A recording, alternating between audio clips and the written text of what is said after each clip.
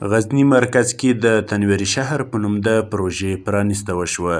دا پروژه چې د غزني ښار د اسلامي ثقافت څلور لارې ته نږدې د چارواکو او ښاریانو په حضور کې پرانیستل شوه.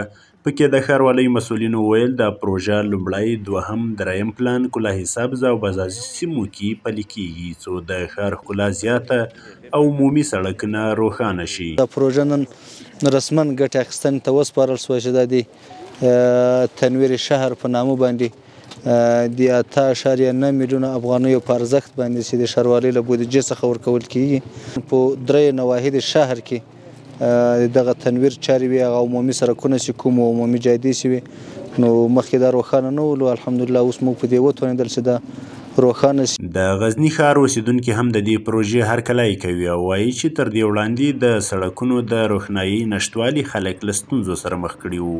د دې ساحې کې مې کور د پلاني چار کې، نو دغه څراغونه چې روښانه سوي دي ډېر موږ په خوشحاله یو، ډېره فایده کوي. رڼایي په حساب د خلکو لپاره، د تفریح لپاره، د شپې خلک دلته تفریح، دا تفریحي ځای ده، موږ ډېر په خوښ. د پروژې تخنیکي مسؤلین وایي چې دا پروژه به د روژې مبارکي تر پایه بشپړه او یا د سیمې به له روښنایي څخه برخمنې شي.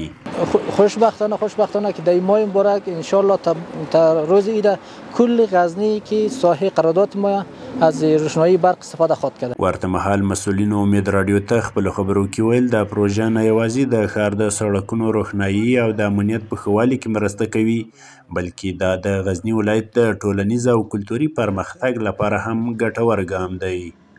محمد عارف لیوال، امید رادیو، غزني.